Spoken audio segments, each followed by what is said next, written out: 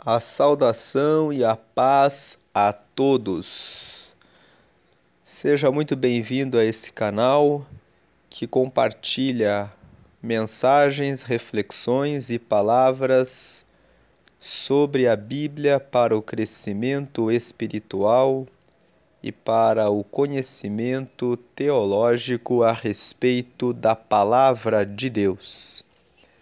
Se você ainda não é inscrito, se inscreve no canal, curte o vídeo para que essa mensagem possa alcançar mais pessoas interessadas em conhecer as Escrituras. Estamos no projeto de estudar o livro de 2 Coríntios, que corresponde a uma carta que foi escrita por Paulo para a igreja de Corinto, na Grécia. Já fizemos os estudos dos 16 capítulos da primeira carta que Paulo escreveu para a igreja de Corinto. Quando lemos o capítulo 1 de 1 Coríntios, vimos ali, na leitura de Atos dos Apóstolos, capítulo 18, que Paulo visitou a igreja de Corinto pela primeira vez durante a sua segunda viagem missionária, que está relatada nos capítulos 16, 17 e 18 do livro de Atos dos Apóstolos. Ali, na segunda viagem missionária de Paulo, ele esteve em Corinto pela primeira vez, conforme o registro de Atos capítulo 18, e ali ele conheceu um casal chamados Áquila, que era um judeu natural da região do Ponto, e a sua esposa Priscila. E eles trabalhavam com fabricação de tendas, e era esse o mesmo ofício de Paulo, e por isso Paulo ficou com esse casal em Corinto durante 1 ano e 10 meses. Depois de 1 ano e 10 meses, Paulo foi para Éfeso. De Éfeso ele foi para Rhodes e depois para Cesareia e Jerusalém, e completou a sua segunda viagem missionária.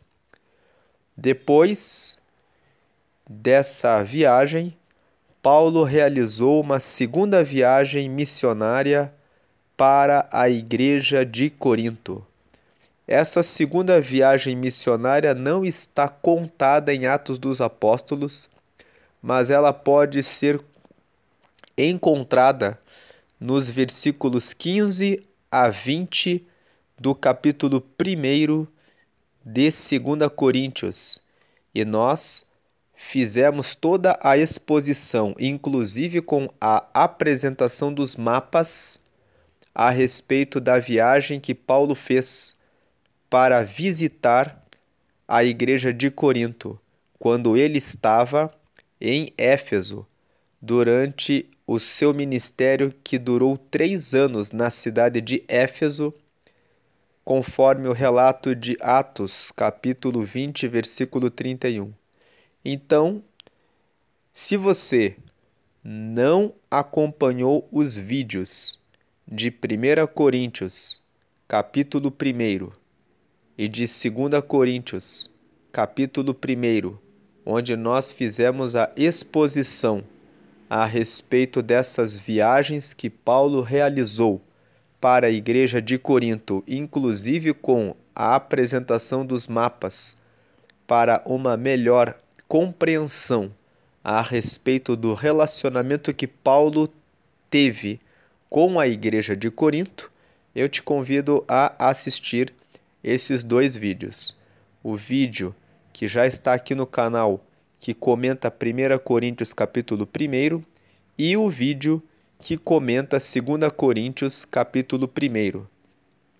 Feitas essas observações, nós vamos continuar hoje com a meditação em 2 Coríntios capítulo 4, dando prosseguimento. Então, o último vídeo que foi postado aqui no canal, que foi na data de ontem, nós falamos a respeito de 2 Coríntios capítulo 3.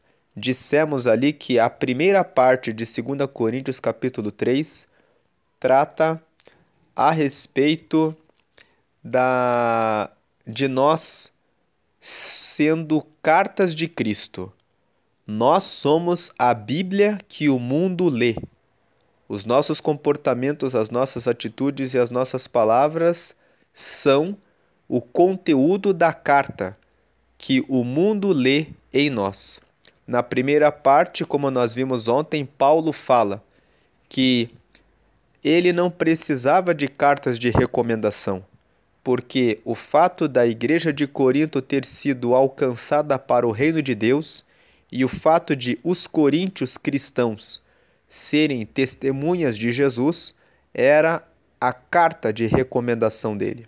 E na segunda parte, do versículo 7 até o versículo 18, nós vimos ontem que Paulo faz uma comparação entre o ministério de Moisés e o ministério de Jesus, dizendo que o ministério de Moisés foi um ministério da lei, onde a lei vinha e determinava o que as pessoas deveriam fazer para poderem estar próximas de Deus.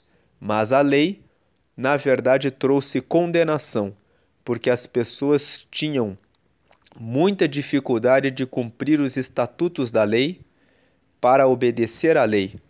E aquilo era, na verdade, um peso, porque a lei, quando existe uma lei que diz que cobiçar, que honrar o pai e a mãe é necessário, e que o adultério é pecado, e que é preciso amar a Deus acima de todas as coisas, que é preciso amar o próximo como a si mesmo, sem que a pessoa tenha nela o Espírito Santo, a lei vem para mostrar o pecado, para condenar o pecado e para trazer uma condenação para o ser humano que fica sobrecarregado, tendo dificuldades de cumprir a lei. Agora, o ministério de Cristo é diferente do ministério de Moisés, porque no ministério de Cristo, Cristo trouxe o Espírito Santo para todos aqueles que o aceitam e que o recebem. E o Espírito Santo faz uma obra no coração do ser humano. Enquanto a lei estava escrita em tábuas de pedra, no ministério de Jesus, que é que traz a lei do Espírito, o Espírito Santo escreve a lei de Deus no coração do ser humano, de tal forma que no coração de carne que recebe os mandamentos de Deus, o ser humano cumpre a promessa e a palavra de Deus com alegria. E, como nós lemos ontem, esse versículo aqui, o 17, ele fala: ora, o Senhor é Espírito, e onde está o Espírito do Senhor, aí há liberdade. O ministério de Cristo, trazendo o Espírito Santo para os corações dos seres humanos, que são corações de carne, e não como no ministério de Moisés, em que os mandamentos do Senhor foram inscritos em tábuas de pedra, faz com que o ser humano que se relaciona com Deus e recebe o Espírito de Deus, receba liberdade. Liberdade do quê? Do pecado. Liberdade do quê? Da corrente que aprisiona o ser humano da iniquidade. De tal forma que, quando a pessoa recebe o Espírito Santo, ela reflete como um espelho. Aqui, no versículo 18, ela vai refletindo como um espelho a glória do Senhor. E nós somos transformados de glória em glória, na mesma imagem, como pelo Espírito do Senhor. Então, a parte final do capítulo 3 traz essa revelação para nós, que nós recebemos o Espírito de Deus em nós e pelo Espírito de Deus que está em nós, nós somos livres do pecado, recebemos a liberdade da iniquidade e começamos a espelhar nas nossas palavras, nos nossos gestos, nas nossas atitudes a glória do Senhor. E essa glória, ela não se revela de maneira imediata do dia para a noite, mas ela vai se revelando dentro de um processo em que, dia após dia, cada vez que oramos mais, cada vez que estudamos e conhecemos mais a revelação de Jesus, pelo conhecimento da palavra que ele nos deixou, vamos alcançando a glória do Senhor, de glória em glória, até que nos tornamos a mesma imagem do nosso Senhor Jesus, que acontece pelo Espírito do Senhor. Ou seja, o Espírito do Senhor é fundamental para realizar essa transformação, essa mudança em nossa vida. E o próprio Senhor Jesus, quando subiu aos céus, disse para os discípulos que era necessário que eles ficassem em Jerusalém, aguardando o momento em que receberiam o Espírito Santo para que pudessem ser testemunhas dele. Vamos ler isso em Atos dos Apóstolos, no capítulo 1, no versículo 5, quando Jesus, conversando com os discípulos, disse assim: porque, na verdade, João batizou com água, mas vós sereis batizados com o Espírito Santo, não muito depois destes dias. E aí, no versículo 8, Jesus volta e diz: mas recebereis a virtude. Tem algumas versões que dizem o poder, mas recebereis o poder do Espírito Santo, que há de vir sobre vós, e ser-me-eis testemunhas, tanto em Jerusalém, como em toda a Judéia e Samaria, e até aos confins da terra.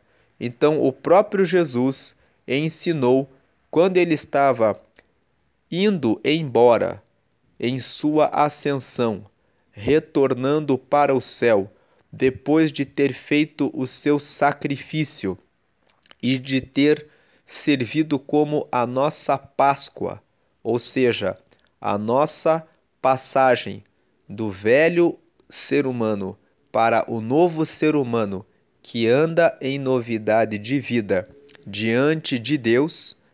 Quando ele estava, depois de ter cumprido o seu ministério pascual, retornando para Deus, ele disse: eu irei e o Espírito Santo virá sobre vocês. Vocês serão batizados com o Espírito Santo, vão receber o poder, a virtude do Espírito Santo, e é pela virtude do Espírito Santo que vocês vão ser minhas testemunhas. Então, esse texto que nós lemos agora em 2 Coríntios, no capítulo 3,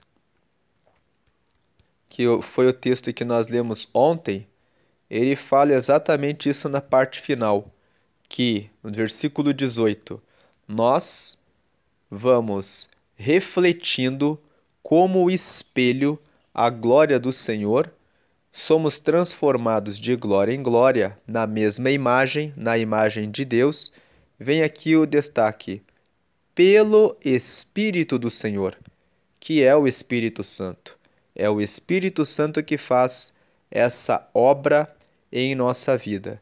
E lá em João, no capítulo 16, no versículo 8, Jesus disse que a função, a missão do Espírito Santo é convencer o ser humano do pecado, da justiça e do juízo. Vemos aqui João, capítulo 16, versículo 8. E quando ele vier, ele está falando a respeito do Espírito Santo, convencerá o mundo do pecado e da justiça e do juízo. O que significa dizer que o Espírito Santo convence o mundo do pecado? Significa, no versículo 9, que ele convence o ser humano de que Jesus é a justiça de Deus.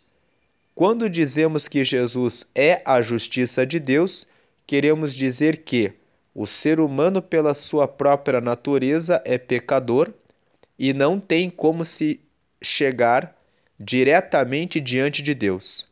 O pecado do ser humano faz com que ele não tenha reconciliação com Deus.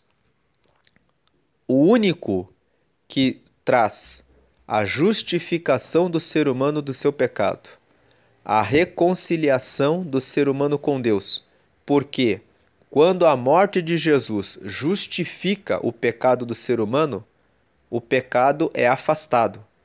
E quando o pecado é afastado, esse ser humano consegue se achegar a Deus. Então, a justificação libera a reconciliação com Deus. E quando o ser humano está reconciliado com Deus, podendo conversar diretamente com Deus, automaticamente ele recebe o terceiro ponto, que é a adoção de filho. Aquele que, se não existe mais a separação do ser humano diante de Deus por causa do pecado, por causa da justificação que veio pelo sacrifício de Jesus, e o ser humano está agora reconciliado com Deus, agora o ser humano, por meio de Jesus, recebe a qualidade de filho de Deus. Porque se não existe pecado que já foi justificado pelo sacrifício de Jesus e já existe a reconciliação, se existe reconciliação, existe um relacionamento transparente, um relacionamento agradável, um relacionamento em que somos filhos e Deus é o nosso Pai. Quando o Espírito Santo vem sobre as pessoas, ele faz com que elas entendam que Jesus veio como justiça de Deus. Jesus foi enviado pelo próprio Deus para morrer e perdoar os nossos pecados, para trazer reconciliação com Deus e adoção de filhos. Já temos falado aqui na meditação de vários capítulos que a justificação está demonstrada no livro de Romanos, no capítulo 5, no versículo 1.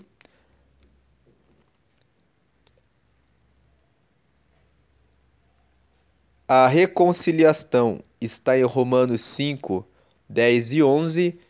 E Romanos capítulo 5, versículo 1.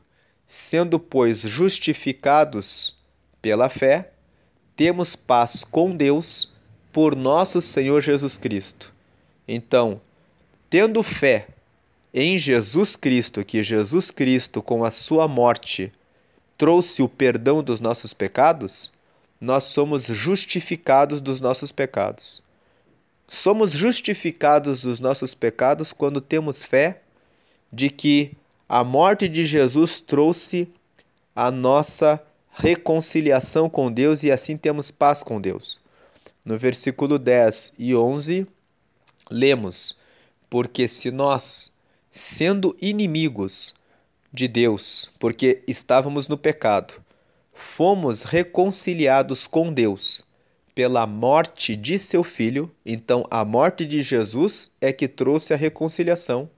Muito mais, estando já reconciliados, seremos salvos pela sua vida. Ou seja, a morte de Jesus trouxe a reconciliação com Deus e muito mais do que a reconciliação, trouxe para nós a qualidade de que seremos salvos pela sua vida. Seremos salvos pela vida de Jesus, ou seja, no momento em que Jesus ressuscitou e subiu novamente aos céus, garantiu-se que nós realmente seremos salvos. Realmente, quando morrermos, seremos ressuscitados para morarmos juntamente com o próprio Filho, que veio e ofereceu a sua vida por nós. E o versículo 11 complementa: e não somente isto, não é só isso, mas também nos gloriamos em Deus por nosso Senhor Jesus Cristo, pelo qual agora alcançamos a reconciliação. Ou seja, seremos salvos e não é só isso. Mais uma vez, Paulo reforça que temos a reconciliação com Deus. Então, somos justificados, fomos reconciliados e Romanos capítulo 8, no versículo 15, mostra que nós recebemos a adoção de filhos. Estamos aqui em Romanos 8, no versículo 15, quando fala que... Vamos ler até o 14, porque o 14 nos traz uma revelação, que é essa aqui, ó. Porque todos os que são guiados pelo Espírito de Deus, esses são filhos de Deus. Mais uma vez, o versículo 14 mostra como receber o Espírito Santo é importante. Quando temos o Espírito Santo para nos guiar, nos tornamos filhos de Deus, porque o Espírito Santo, sendo o Espírito de Deus, conduz cada um de nós cada dia mais de glória em glória, como nós lemos ali em 2 Coríntios, no capítulo 3, no versículo 18, para perto de Deus. E o 15 diz: porque não recebestes o espírito de escravidão para outra vez estardes em temor, mas recebestes o espírito de adoção de filhos, pelo qual clamamos: Abba, Pai. Abba, Pai significa paizinho ou papaizinho, ou seja, podemos, como filhos de Deus, agora que estamos justificados do pecado, reconciliados com Deus pelo sacrifício do próprio Cristo, somos agora filhos de Deus e temos intimidade pelo Espírito Santo, pela morte de Cristo, que nos perdoou os pecados e nos reconciliou com Deus, e ordenou que o Espírito Santo fosse derramado sobre nós para nos convencer do pecado, ou seja, para nos convencer de que estar ligado a Jesus é fundamental. É isso que é o pecado. Não crer em Jesus é o pecado. Não receber a justiça de Deus é o nosso pecado.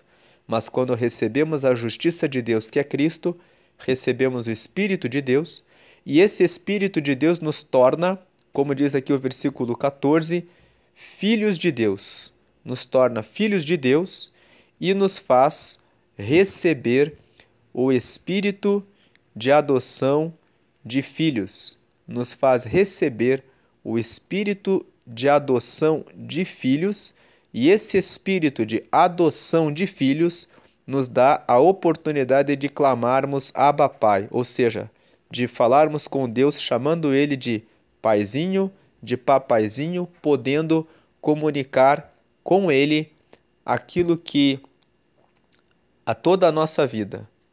Agora, retornando para 2 Coríntios, no capítulo 3, nós vemos aqui na parte final, como nós já vínhamos lendo, que nós estamos com o Espírito Santo refletindo como espelho a glória do Senhor, e nós somos transformados de glória em glória na mesma imagem pelo Espírito do Senhor. Então, feita essa... É assim que Paulo termina o capítulo 3. E no capítulo 4 ele continua na mesma linha de pensamento. Nós recebemos o ministério de Cristo. O ministério de Cristo é diferente do ministério de Moisés, que era o ministério da condenação, porque o ministério de Cristo trouxe, conforme o versículo 17, liberdade. Porque aonde está, ora, o Espírito, o Senhor é Espírito, e onde está o Espírito do Senhor, aí há liberdade. Então, o ministério de Jesus trouxe liberdade para todos aqueles que se ligam a Deus. E agora, no capítulo 4, lembrando que a Bíblia no original não tem divisão em capítulos e versículos, lembrando que este livro que nós estamos estudando é uma carta que Paulo escreveu para a igreja de Corinto e que, portanto, ele foi escrito de forma sequencial, as frases vinham uma atrás da outra, construindo aquilo que Paulo estava comunicando para a igreja. Então, aqui no capítulo 4, ele está continuando o que ele tinha falado no final do capítulo 3. No final do capítulo 3, ele fala que o ministério de Cristo trouxe liberdade. Aonde existe o Espírito de Deus, existe liberdade. Existe liberdade porque aquele que recebe o Espírito de Deus está livre do pecado porque recebeu o sacrifício de Cristo e, tendo recebido o sacrifício de Cristo, ele está justificado do pecado, reconciliado com Deus, e ele é filho de Deus, como nós acabamos de ler nas passagens de Romanos, capítulo 5, versículo 1, capítulo 5, versículos 10 e 11, e capítulo 8, versículo 15, e assim ele vive em comunhão de maneira livre com Deus. E agora Paulo começa aqui falando, continua, aqui nesse capítulo 4 dizendo, versículo 1, pelo que, tendo este ministério, segundo a misericórdia que nos foi feita, não desfalecemos. Que ministério que é esse que Paulo está falando? Pelo que, tendo este ministério, Paulo está dizendo pelo que, tendo recebido esse ministério de Jesus, Jesus me deu esse ministério. Então eu prego a liberdade no Espírito. Eu prego que qualquer pessoa que aceitar a Cristo recebe o Espírito Santo, que convence a pessoa do pecado, que consiste em que o pecado consiste em não aceitar a Cristo. Então o Espírito convence o ser humano de que ele necessita do sacrifício de Cristo para que ele seja justificado, para que ele esteja reconciliado com Deus e receba a adoção de filho, pelo que, tendo este ministério que ele recebeu de Jesus, segundo a misericórdia que nos foi feita, não desfalecemos. Lembrando que a palavra misericórdia é composta por duas palavras, miséria e cordes. Cordes significa coração. Então, a misericórdia é o coração de Deus, o coração de Jesus é tão amoroso e é tão bom que ele abraça, estende o seu braço sobre nós e nos traz para perto, dando em nós um abraço que faz com que, em direção ao coração dele, que é um coração amoroso. Então, misericórdia significa aquele que era miserável, aquele que era pecador, recebe o abraço de Deus em direção ao coração de Deus. Ele chega perto do coração de Deus. Deus traz o miserável para perto dele, abraçando e trazendo para o coração dele que é bondoso. Então, Paulo está falando isso. Pelo que, tendo este ministério, segundo a misericórdia que nos foi feita, não desfalecemos. Em outras palavras, nós recebemos o direito de... recebemos essa misericórdia, éramos miseráveis e fomos abraçados por Deus em direção ao seu coração, que é repleto de amor por nós, segundo essa misericórdia, nós recebemos esse ministério. E é por isso que não desfalecemos. É como se Paulo dissesse, a gente insiste e luta pelo ministério e não desfalece, não desiste fácil, porque nós temos noção do quanto foi a misericórdia de Deus, do quanto o amor de Deus, o cordis de Deus, foi amoroso de abraçar a nossa miséria, perdoar os nossos pecados, nos justificar, nos reconciliar com Deus, nos dar a condição de sermos adotados, de sermos filhos de Deus e depois ter confiado em nós esse ministério, a tarefa de falarmos dessa misericórdia que recebemos para outras pessoas.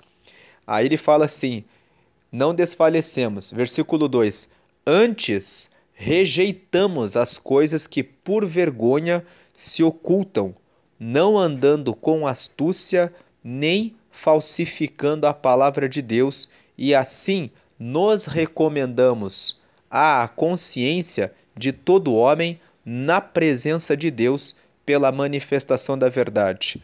O que Paulo está dizendo aqui, que ele não desfalece na pregação do evangelho, mas pelo contrário, primeira coisa que ele faz, ele rejeita as coisas que por vergonha se ocultam.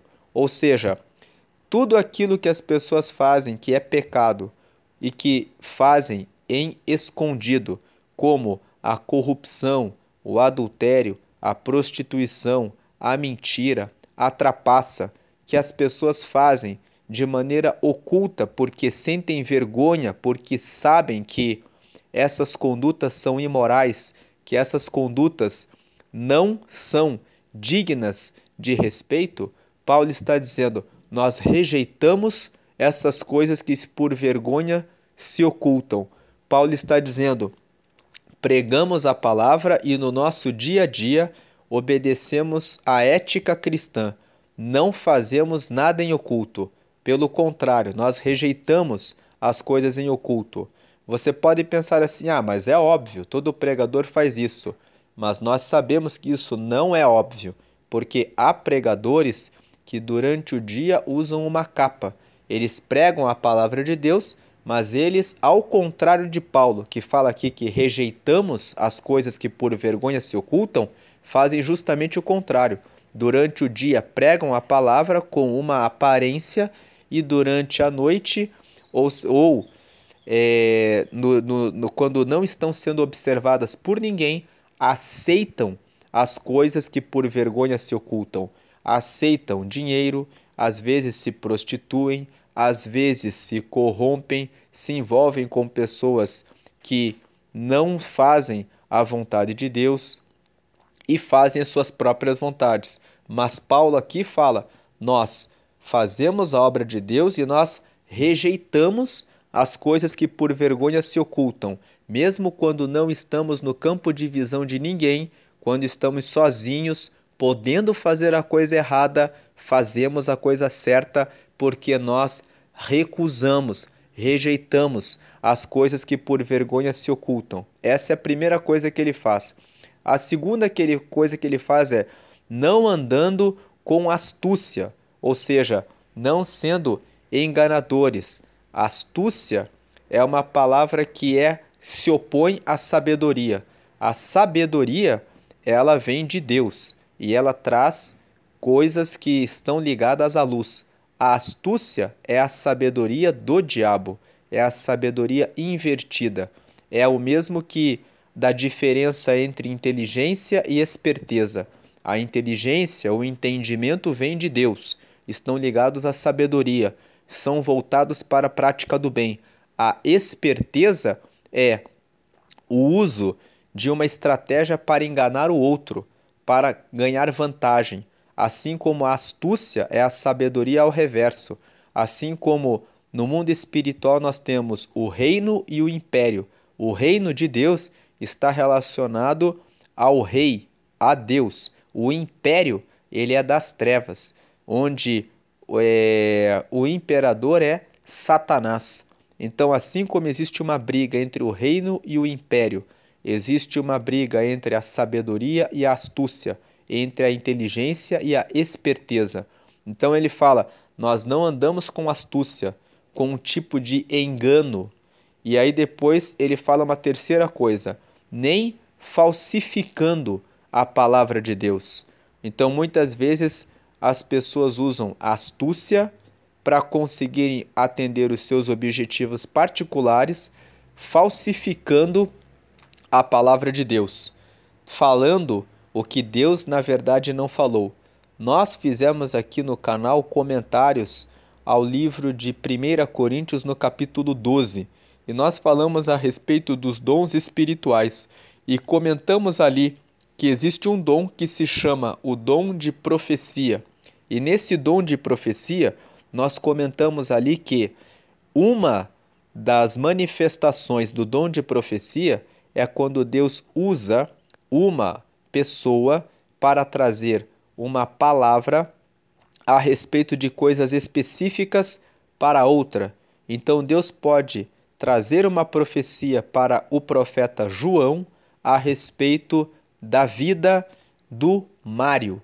E Deus pode usar pessoas como profetas, dizendo, por exemplo, por meio do profeta João para Mário, que ele deve sim fazer um negócio, fazer uma viagem para um outro lugar, fazer alguma coisa que Mário esteja orando e pedindo que Deus lhe dê uma resposta e uma orientação.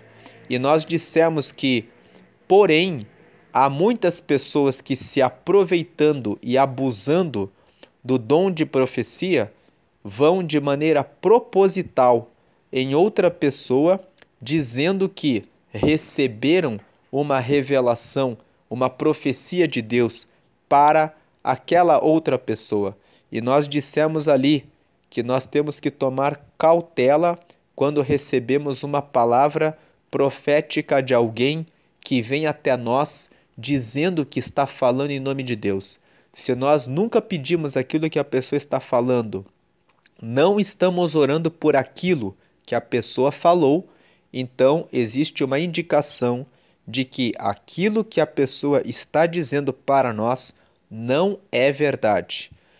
Também podemos concluir que não é verdade quando usamos o dom do discernimento de espíritos, que é o dom pelo qual nós oramos a Deus e pedimos que Deus nos mostre se aquilo que o profeta disse realmente veio de Deus.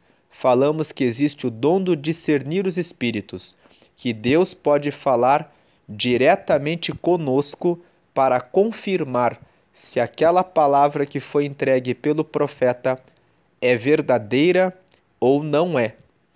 Então, nós dizemos aqui que Paulo está falando aqui, nós não falsificamos a palavra de Deus. Ou seja, fazemos tudo que Deus nos ensina, tudo que Deus nos mostra. Então, aqui Deus, ele vai dizendo assim, e assim, ou seja, e assim, aqui, e assim nos recomendamos a consciência de todo homem. Ou seja, Paulo está dizendo assim, nos recomendamos, Paulo está dizendo assim, rejeitando as coisas que se ocultam por vergonha. Número 1. Não andando com astúcia. Número 2. Número 3. Nem falsificando a palavra de Deus. Fazendo essas 3 coisas, nós nos recomendamos a consciência de todo homem. Ou seja, nós recomendamos que, na consciência de vocês façam a mesma coisa, que vocês imitem a mim, Paulo. Assim como eu faço, eu recomendo que a consciência de vocês faça a mesma coisa. Rejeitem as coisas que por vergonha se ocultam, não andem com astúcia, não falsifiquem a palavra de Deus. Assim, nós nos recomendamos a consciência de todo homem na presença de Deus, pela manifestação da verdade. Ou seja, Paulo está dizendo aqui, que nós nos recomendamos à consciência de todo homem na presença de Deus, pela manifestação da verdade. Paulo está dizendo na presença de Deus, como quem diz assim: olha, façam isso, estou falando isso para vocês fazerem isso, como que estando diante de Deus, na presença de Deus. Porque quando nós estamos na presença de Deus e fazemos corretamente isso tudo que eu falei aqui, ou seja, não fazemos as coisas que por vergonha se ocultam, não andamos com astúcia e não falsificamos a palavra de Deus, aí ocorre o quê? A manifestação da verdade. Agora vem o versículo 3. Mas se ainda o versículo 3 pode ser lido junto com o versículo 4. Aqui tem um mesmo raciocínio, que é o seguinte: mas se ainda o nosso evangelho está encoberto, para os que se perdem está encoberto, nos quais o Deus deste século cegou os entendimentos dos incrédulos, para que não lhes resplandeça a luz do evangelho da glória de Cristo, que é a imagem de Deus. Então Paulo está dizendo: nós fazemos a nossa parte. Nós levamos o ministério de Deus à frente porque recebemos ele pela misericórdia de Deus, pelo amor de Deus. Mas, mesmo pregando, ainda o nosso evangelho está encoberto para os que se perdem. Então Paulo fala aqui no versículo 3, muitas vezes nós pregamos e pregamos para as pessoas. Mas mesmo pregando, parece que essas pessoas não conseguem se convencer do pecado, se convencer de que precisam de Jesus para alcançar a salvação. Porque evangelho significa boa notícia. A boa notícia é que Deus enviou Jesus e que ele morreu por nós, e que quando ele morreu por nós, nós recebemos o perdão dos nossos pecados. E o perdão dos nossos pecados nos reconcilia com Deus, e estando reconciliados com Deus, nós recebemos a qualidade de filhos de Deus, como nós falamos no começo do vídeo. Dos textos de Romanos, capítulo 5, versículo 1, Romanos, capítulo 5, versículos 10 e 11, sobre a reconciliação, Romanos, capítulo 8, versículo 15, sobre sermos adotados como filhos de Deus. Então, essa boa notícia que corresponde ao fato de Jesus ter vindo na terra, a boa notícia é que ele encarnou, morreu por nós, ressuscitou, trazendo a garantia e a prova real de que nós também seremos ressuscitados, porque uma vez que Jesus foi ressuscitado por Deus, Deus mostrou de forma comprovada que ele pode ressuscitar. E uma vez que Jesus subiu aos céus, Deus provou que nós também podemos subir aos céus. Então, Cristo, ele é a primícia.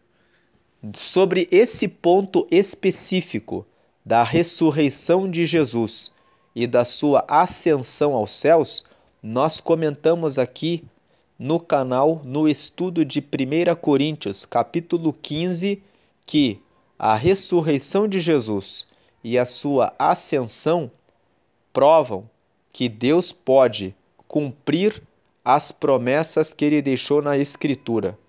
Então, se você não quer aprofundar o entendimento desse assunto sobre a ressurreição de Jesus e a sua ascensão, acesse o vídeo sobre 1 Coríntios capítulo 15. Nesse capítulo, especificamente, Paulo trata do assunto da ressurreição de Jesus. E aqui, essa ressurreição de Jesus, ela é a boa notícia. A notícia de que agora nós, por meio de Jesus, podemos estar para sempre com Deus. Mas mesmo assim, mesmo tendo essa boa notícia, que é o Evangelho, Paulo fala: mas se ainda o nosso Evangelho está encoberto, para os que se perdem está encoberto.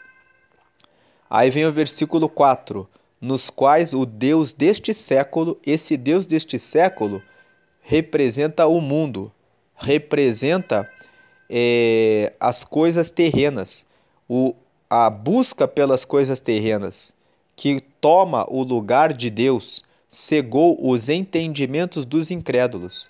Os incrédulos são aqueles que não acreditam que Jesus é a justiça de Deus, que ele é aquele que Deus enviou para trazer a salvação, para que não lhes resplandeça a luz do Evangelho da glória de Cristo, que é a imagem de Deus. Agora vamos no versículo 5.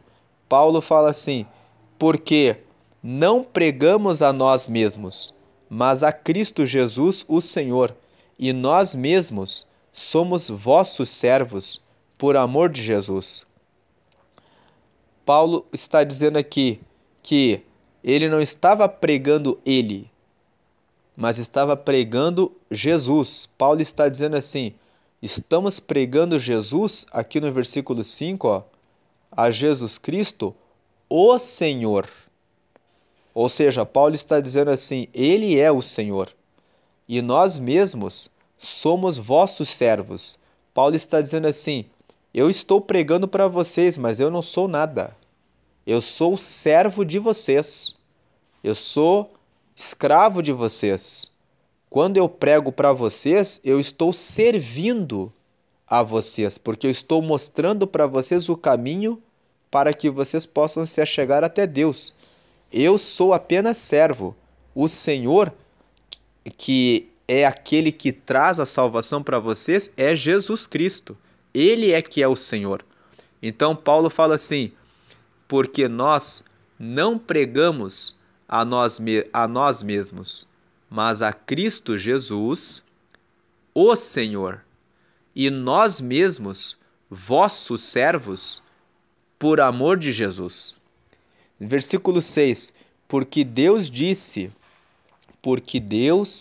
que disse que das trevas resplandecesse a luz, é quem resplandeceu em nossos corações para a iluminação do conhecimento da glória de Deus na face de Jesus Cristo.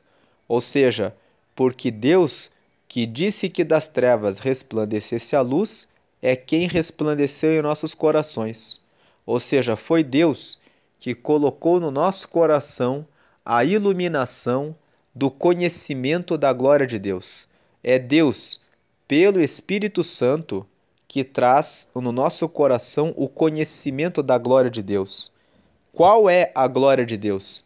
A glória de Deus está na face de Jesus Cristo.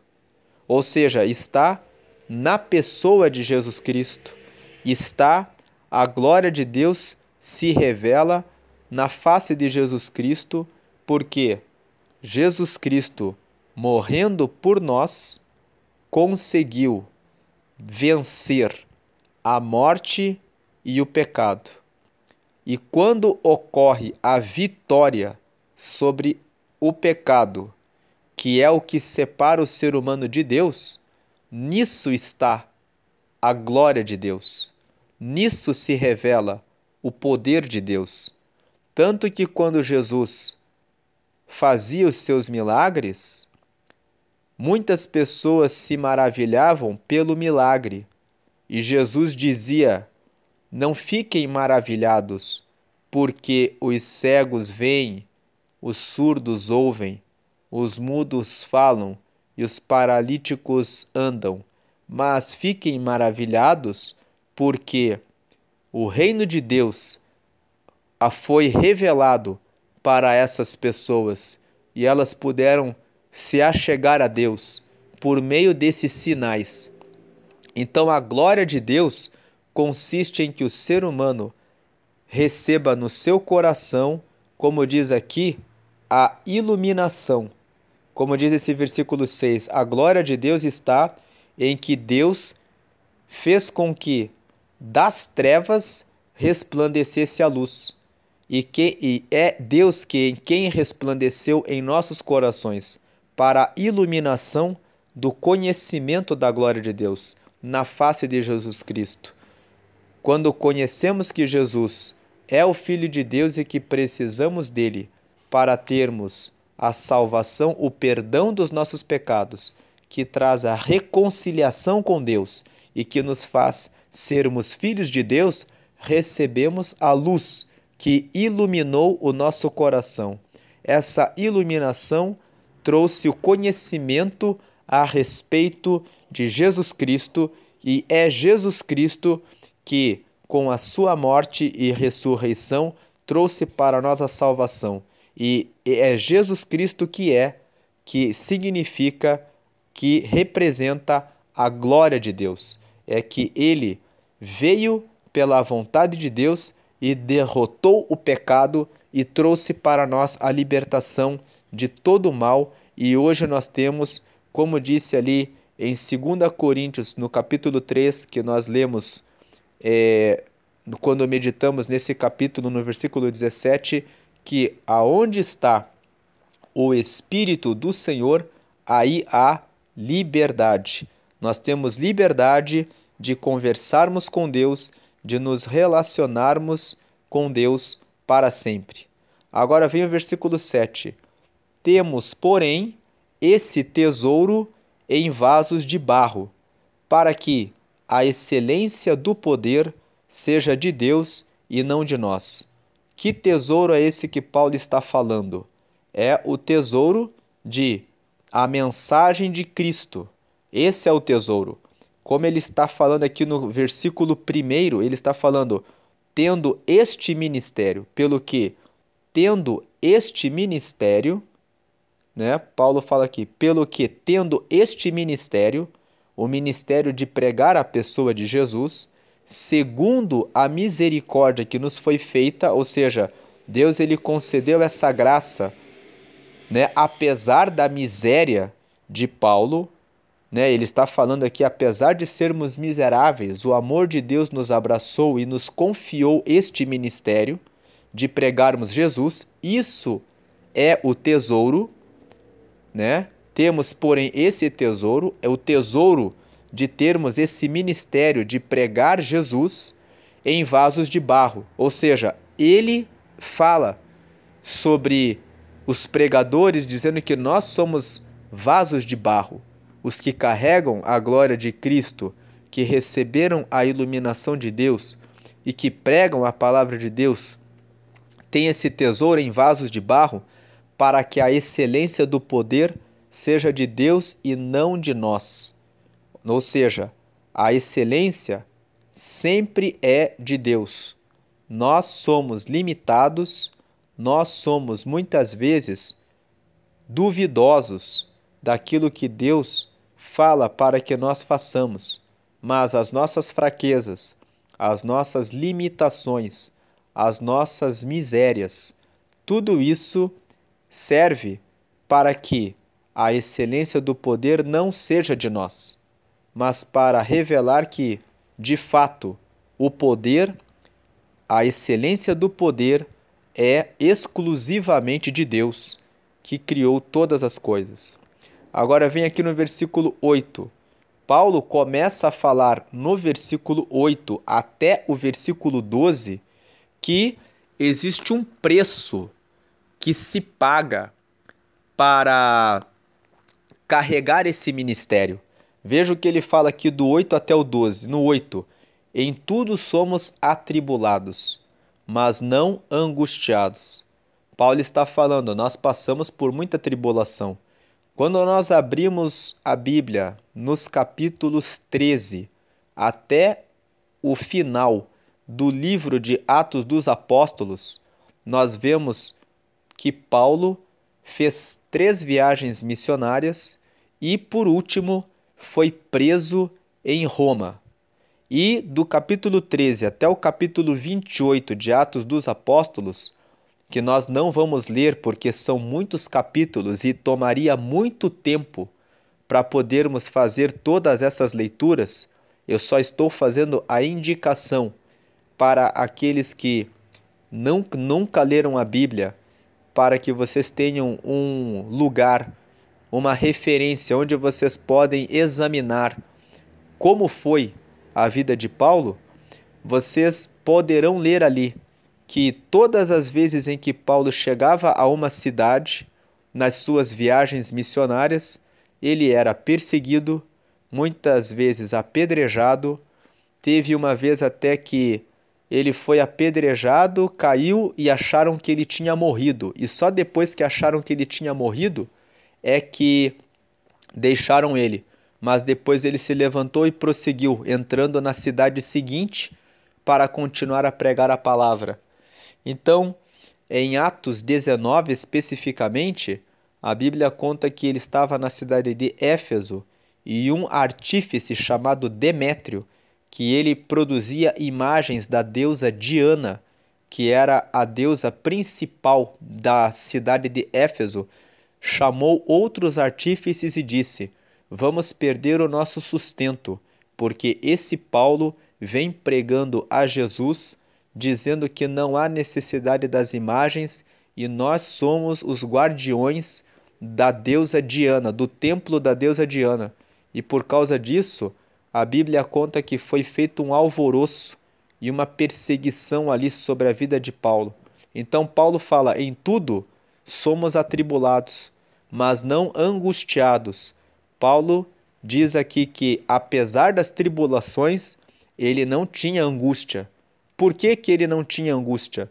Porque ele sabia, dentro do coração dele, do valor do tesouro que ele carregava, pregando a Jesus. Então, ter o entendimento de quem é Jesus e da glória de Deus por meio de Jesus torna o cristão mais apto a pregar o reino de Deus sem medo, sem angústia, apesar das tribulações. Talvez você que está ouvindo essa meditação esteja na liderança de algum ministério e esteja sendo perseguido por algumas pessoas que não querem que o evangelho genuíno seja pregado. Mas quando você sabe que você foi chamado por Deus para cumprir esse propósito que você está cumprindo, realizando esse trabalho que você está realizando, você, apesar da tribulação, vai dizer: vai valer a pena. Então, existe a tribulação, mas eu tenho que o Senhor é o meu pastor e nada me faltará. Não faltará a você a confiança e a esperança que você precisa ter para prosseguir no trabalho. Prossiga no trabalho, porque o joio cresce juntamente com o trigo. E Jesus esclareceu que muitas vezes o joio não é tirado naquele momento para que o trigo possa crescer. E entenda que, assim como Paulo enfrentava as tribulações, mas ele não se angustiava porque ele tinha compreensão do tesouro que ele carregava, que era a pregação de Jesus e do seu ministério, ele continuava pregando mesmo com todas as tribulações que ele passava. Então ele fala: em tudo somos atribulados, mas não angustiados, perplexos, mas não desanimados. Quando nós ficamos perplexos? Quando acontecem coisas que nós não imaginávamos que poderíamos passar. Por exemplo, Paulo, quando fez a sua primeira viagem missionária, ele foi com Barnabé e com João Marcos. A Bíblia fala que quando eles chegaram ali em Perge, que João Marcos resolveu deixá-los e voltar. E isso gerou uma situação em que, quando Paulo foi fazer a segunda viagem missionária e Barnabé chamou João Marcos, Paulo disse para Barnabé: eu não farei essa segunda viagem missionária com ele, porque na primeira viagem que fizemos, ele voltou para trás. E por essa razão, Paulo se separou de Barnabé e fez a sua segunda viagem missionária com outras pessoas, e não fez com Barnabé. Então, às vezes, alguém abandona a gente no meio da caminhada, enquanto estamos fazendo a obra, enquanto pregamos o reino, e isso nos deixa perplexos, ou seja, sem saber como que aquilo pôde acontecer. Esse é apenas um exemplo do que pode acontecer no meio de tantas coisas.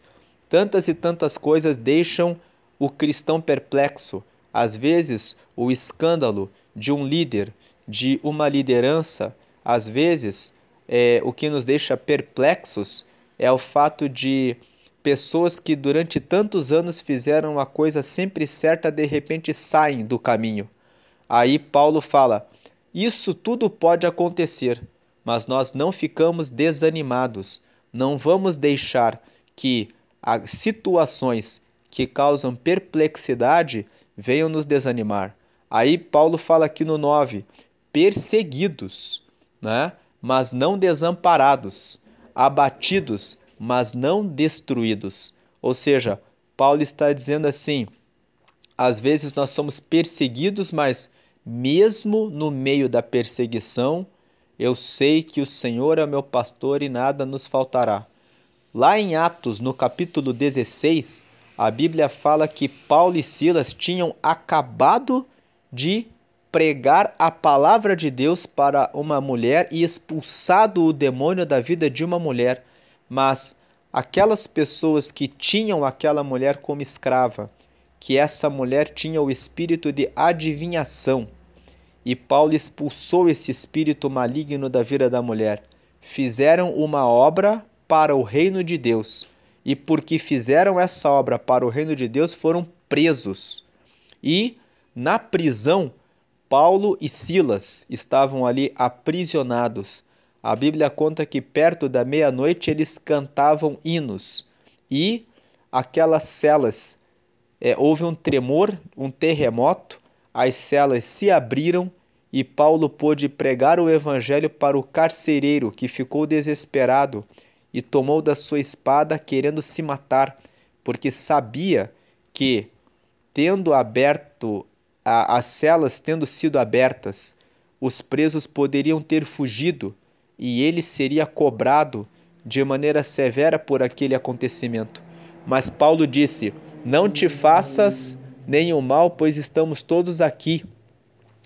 E o texto de Atos 16 revela que Paulo pregou para esse carcereiro e ele foi salvo. Inclusive é esse texto, no capítulo 16, no versículo 31 de Atos, que Paulo falou, o carcereiro, vendo aquele sinal extraordinário, perguntou para Paulo: que farei para ser salvo? Vamos ler aqui Atos capítulo 16, aqui no versículo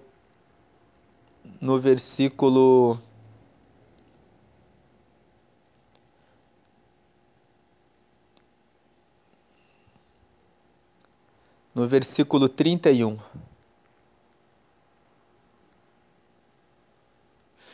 Vamos ler aqui a partir do versículo 28, né? Quando Paulo fala assim: mas Paulo clamou com grande voz, dizendo: não te faças nenhum mal, que todos aqui estamos. E pedindo luz, saltou dentro e todo trêmulo se prostrou ante Paulo e Silas. Aqui se está falando do carcereiro. E tirando-os para fora, disse: senhores, que é necessário que eu faça para me salvar? E eles disseram: crê no Senhor Jesus Cristo e serás salvo tu e a tua casa. E lhe pregaram a palavra do Senhor e a todos os que estavam em sua casa. E tomando-os consigo, naquela mesma hora da noite, lavou-lhes os vergões, e logo foi batizado ele e todos os seus. Então, levando-os à sua casa, lhes pôs a mesa, e na sua crença em Deus alegrou-se com toda a sua casa. Então nós vemos aqui nesse texto de Atos, capítulo 16, que Paulo pregou a palavra para esse carcereiro, e esse carcereiro teve a chance de aceitar a Jesus. Então, Paulo falou ali o quê? Que eles estavam sendo perseguidos porque pregaram, expulsaram o demônio daquela mulher. Isso aconteceu na cidade de Filipos, né? Atos capítulo 16. Ficaram presos ali. E aí ele falou, abatidos, mas não destruídos. Ou seja, o terremoto que aconteceu naquela prisão mostra que Deus não havia deixado eles desamparados. Eles estavam presos, mas eles receberam o amparo de Deus. Eles receberam o amparo do Senhor. Né? Se lermos ali Atos 16, no final, diz que no dia seguinte os magistrados foram até eles e depois eles foram libertos daquela situação. Então vem o versículo 10 aqui, trazendo sempre por toda parte, aqui versículo 10 trazendo sempre por toda parte a mortificação do Senhor Jesus no nosso corpo, para que a vida de Jesus se manifeste também em nossos corpos. Paulo está fazendo aqui uma comparação, né? Ele vem dizendo do versículo 8 até o versículo 12, ele traz esse argumento, que eles são atribulados, mas não angustiados, perplexos, mas não desanimados, perseguidos, mas não desamparados, abatidos, mas não destruídos, trazendo sempre por toda parte a mortificação do Senhor Jesus no nosso corpo, para que a vida de Jesus se manifeste também em nossos corpos. Ou seja, Paulo está dizendo, o que Jesus passou, nós muitas vezes também vamos passar. O próprio Jesus disse no Sermão da Montanha, ali em Mateus, no capítulo 5, no versículos 11 e 12, que bem-aventurados sois vós quando vos perseguirem e mentindo a respeito de vós, falarem coisas ruins a respeito de vocês por causa do reino. Então ele fala assim, e assim nós que vivemos, estamos sempre entregues à morte, por amor de Jesus, para que a vida de Jesus se manifeste também em nossa carne mortal, de maneira que em nós opera a morte, mas em vós a vida. Então Paulo, nesse versículo 8 até o versículo 12, Paulo vai falando que ele carregava o ministério de Deus ali. E ele falou, em nós opera a morte, mas quando nós pregamos para vocês, e vocês aceitam a Cristo e recebem o entendimento e a iluminação do conhecimento da glória de Deus, vocês recebem a vida. Então opera a morte. Muitas vezes, quando o cristão faz a obra de Deus, vai sofrer o efeito da morte. Muitas vezes nós temos que matar a nossa vontade, mas pela causa do Senhor. Aí vem aqui o versículo 13. E temos, portanto, o mesmo espírito de fé, como está escrito. Crie, por isso falei. Nós cremos também, por isso também falamos. 14. Sabendo que o que ressuscitou o Senhor nos ressuscitará também por Jesus e nos apresentará convosco. Então, Paulo está falando aqui no versículo 13, né? Que ele teve o espírito de fé em Cristo. E porque ele teve fé em Cristo é que ele falou. E nós cremos também, por isso também falamos. E aí, versículo 14, ele fala assim, sabendo de uma coisa. Que coisa é? Que quem ressuscitou Jesus, nos ressuscitará também por Jesus e nos apresentará convosco. Aquilo que nós falamos pouco tempo atrás, que em 1 Coríntios capítulo 15, Paulo fala a respeito da ressurreição de Jesus, dizendo que se Deus ressuscitou Jesus dos mortos e depois Jesus foi subiu aos céus. Então isso significa que ele também tem poder de nos ressuscitar e também tem poder de nos levar para o céu por meio de Jesus. Aí vem o versículo 15, porque o versículo 15 Paulo fala a respeito do amor de Deus. Ele fala porque tudo isso é por amor de vós. Fala a respeito do amor de Deus que foi derramado sobre a vida dele, Paulo, e fala que por ele ter recebido o amor de Deus, ele também comunicou o amor de Deus para aqueles para quem ele pregava.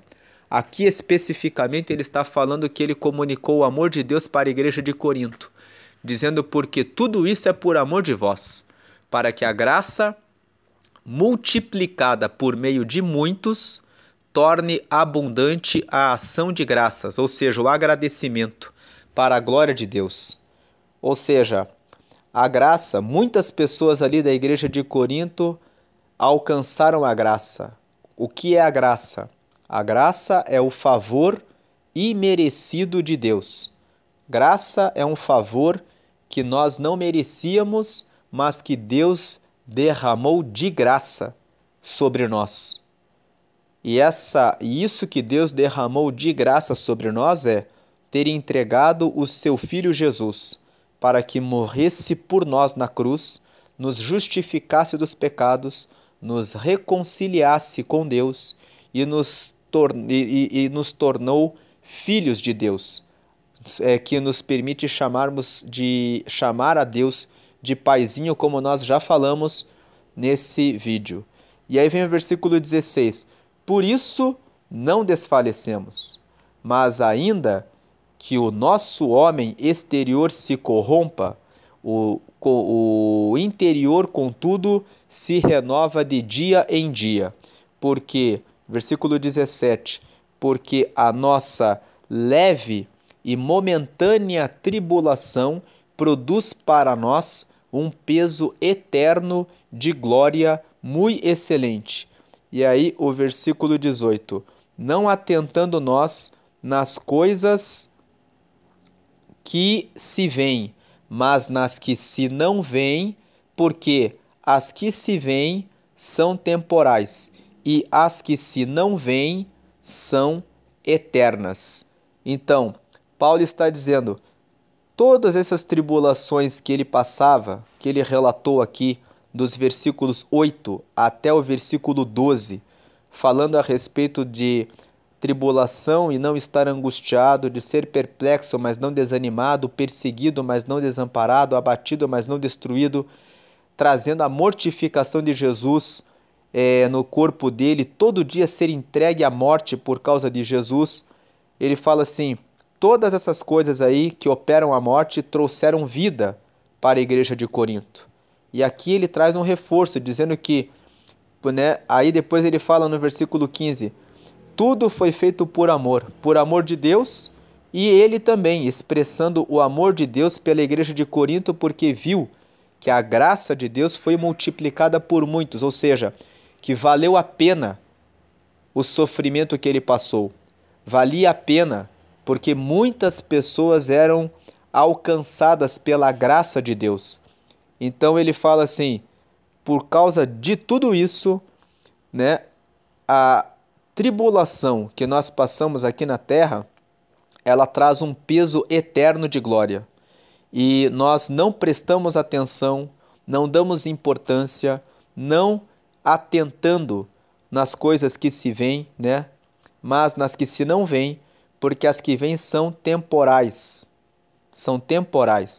mas as que se não veem são eternas. Então, muitas vezes, você que trabalha na liderança, que está pregando o reino de Deus, que está falando a respeito de Jesus para alguém, pensa que aquilo que você está falando não está produzindo resultado, não está produzindo efeito, mas você não está vendo, porque aquilo que não se vê, você não está vendo que o Espírito de Deus está fazendo a obra naquilo que você está falando. Como está escrito lá no livro do profeta Isaías, no capítulo 55, nos versículos 10 e 11, Vamos ler aqui Isaías 55, 10 e 11. Porque assim... Vamos ler a partir do versículo 8, para termos um entendimento completo aqui dessa palavra. E aí vamos terminar aqui a passagem. Porque os meus pensamentos não são os vossos pensamentos, nem os vossos caminhos, os meus caminhos, diz o Senhor. Às vezes você prega por um caminho, espera um resultado e não vem pelo seu caminho. Porque, versículo 9, vamos destacar aqui, porque assim como os céus são mais altos do que a terra, assim são os meus caminhos mais altos do que os vossos caminhos, e os meus pensamentos mais altos do que os vossos pensamentos. 10. Porque, vamos subir aqui, porque assim como descem a chuva e a neve dos céus, e para lá não tornam, mas regam a terra e a fazem produzir, e brotar, e dar semente ao semeador e pão ao que come, assim será a palavra que sair da minha boca. Ela não voltará para mim vazia, antes fará o que me apraz, e prosperará.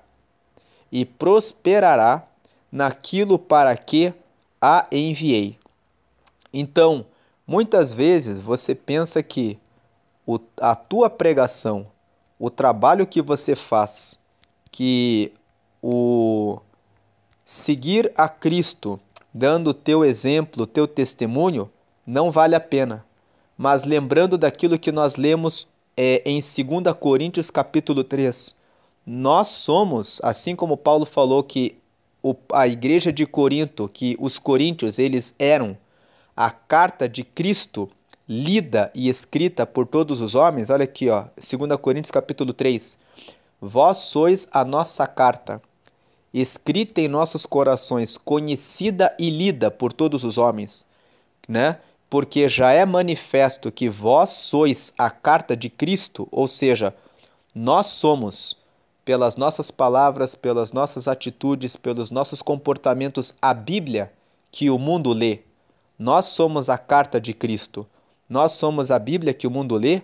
Ele fala assim, vale a pena porque nós passamos por tribulações, aqui no versículo 8 até o versículo 12 do que nós lemos hoje de 2 Coríntios 4. Passamos por tribulações, mas não estamos angustiados, estamos perplexos, mas não desanimados, perseguidos, mas não desamparados, abatidos, mas não destruídos, carregando a morte de Cristo. Por onde passamos, por quê? Porque esse ministério, que ele fala no versículo 1, ó, porque este ministério, tendo este ministério, que veio segundo a misericórdia de Deus, né, vale a pena. Então, não desanime, não desista, continue fazendo a obra de Deus, sabendo, como diz aqui o versículo 7, que nós carregamos esse tesouro em vasos de barro.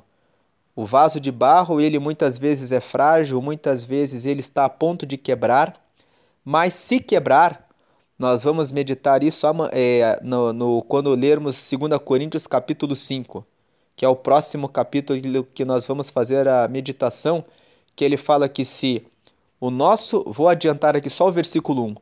Porque sabemos que se a nossa casa terrestre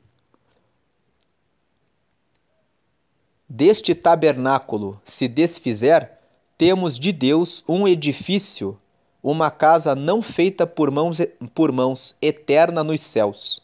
Então Paulo fala que se o nosso corpo, né, que é o nosso edifício, nosso tabernáculo se desfizer, se nós morrermos fazendo a obra e cumprindo o propósito de Deus, nós seremos ressuscitados e teremos o nosso corpo na eternidade, na glória com Deus. Dizer isso é fácil, viver isso é difícil. Estamos no século 21, em 2023, e existem lugares na África e muitos países em que carregar uma Bíblia e pregar o reino de Deus é motivo de morte. Essa não é a realidade do Brasil. E mesmo assim, muitas pessoas temem pregar o reino de Deus no meio de situações, como por exemplo, pregar contra homossexualismo, lesbianismo, pregar contra pessoas que abusam da alimentação, porque existe hoje uma política que prega que tudo aquilo que é falado tem que seguir uma linha do politicamente correto. E muitos cristãos têm deixado de pregar o reino de Deus em razão do medo das retaliações, das tribulações que vão passar em razão do anúncio da pregação.